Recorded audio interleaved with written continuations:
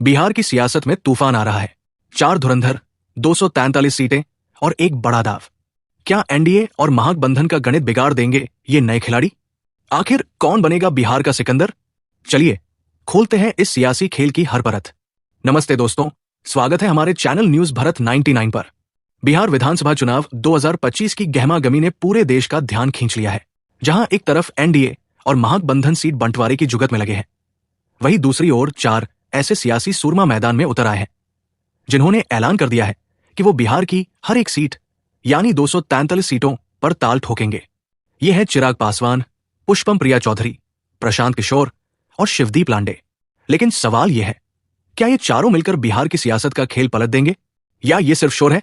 चलिए एक एक करके जानते हैं इनके प्लान, इरादे और रणनीति। अगर आप बिहार की इस सियासी जंग का हर अपडेट पहले पाना चाहते हैं तो अभी सब्सक्राइब करें और बेल आइकन दबाएं।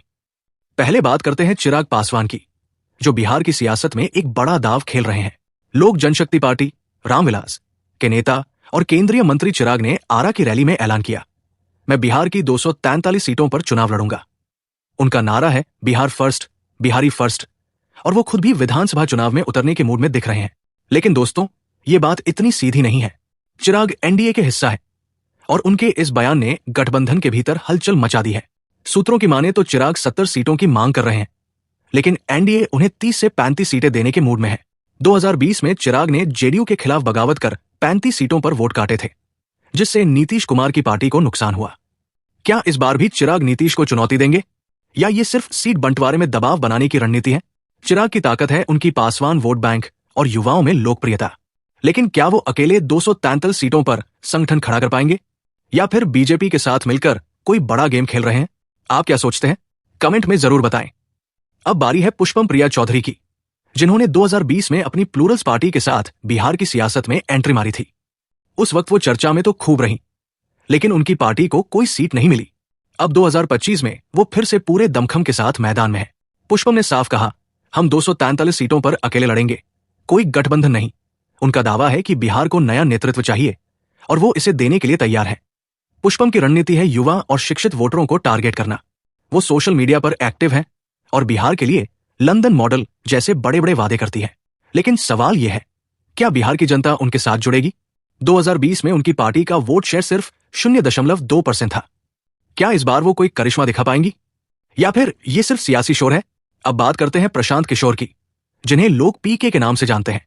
कभी बड़े बड़े नेताओं को जिताने वाले रणनीतिकार अब खुद बिहार की सियासत बदलने के मिशन पर है। उनकी जन सुराज पार्टी ने ऐलान किया है कि वो 243 सीटों पर अकेले लड़ेगी। पीके का कहना है, न पहले न बाद में किसी से गठबंधन नहीं। उनका फोकस है शिक्षा, रोजगार और भ्रष्टाचार मुक्त बिहार। पीके की ताकत है उनकी क्राउड फंडिंग और ग्राउंड लेवल पर संगठन। वो पिछले 2 साल से बिहार बदलाव यात्रा के जरिए गांव गांव घूम रहे हैं। हाल के सर्वे में उनकी लोकप्रियता नीतीश और तेजस्वी से भी आगे निकल रही है।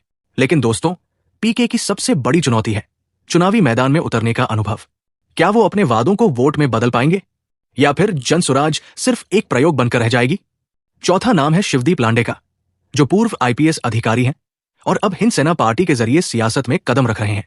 शिवदीप ने भी 243 सीटों पर चुनाव लड़ने का ऐलान किया है। उनका दावा है कि उनकी पार्टी युवाओं और आम जनता की आवाज बनेगी। वो लगातार बिहार के युवाओं से जुड़ रहे हैं और संगठन को मजबूत करने में जुटे हैं। शिवदीप की इमेज एक ईमानदार और सख्त अधिकारी की रही है, जो उनकी ताकत हो सकती है। लेकिन सियासत का मैदान पुलिसिया ड्यूटी से अलग है। उनकी पार्टी अभी नई है और संगठन के पास न तो बड़ा फंड है, न ही अनुभवी नेता। क्या वो बिहार की जटिल जातीय समीकरणों को साध पाएंगे या फिर उनकी एंट्री सिर्फ वोट काटने तक सीमित रहेगी? तो दोस्तों, ये चारों नेता अपने अपने दाव खेल चुके हैं, लेकिन सवाल यह है, क्या इनका 243 सीटों पर लड़ना बिहार की सियासत को सचमुच पलट देगा? एक्सपर्ट्स का मानना है कि छोटी पार्टियां वोट काटकर बड़े गठबंधनों का गणित बिगाड़ सकती हैं। 2020 में चिराग ने जेडीयू का वोट काटा था और इस बार पीके और शिवदीप भी ऐसा ही कर सकते हैं। दूसरी ओर पुष्पम और शिवदीप की पार्टियां अभी कमजोर संगठन के साथ मैदान में है। क्या वो वोट शेयर बढ़ा पाएंगी? वहीं चिराग का दाव एनडीए के भीतर तनाव पैदा कर रहा है। पीके की जन सुराज अगर 2 से 3% वोट भी ले लेती है तो कई सीटों पर हार जीत का अंतर बदल सकता है। लेकिन बड़ा सवाल यह है, क्या बिहार की जनता इन नए विकल्पों को मौका देगी या फिर जाति और गठबंधन की सियासत फिर हावी होगी? आपका क्या मानना है? दोस्तों, बिहार की सियासत का यह रण अब और दिलचस्प हो गया है। चिराग, पीके, पुष्पम और शिवदीप कौन मारेगा बाजी? हर अपडेट के लिए हमारे चैनल को सब्सक्राइब करें, बेल आइकन दबाएं और वीडियो को लाइक और शेयर करना न भूलें। अगली वीडियो में मिलते हैं एक और धमाकेदार अपडेट के साथ।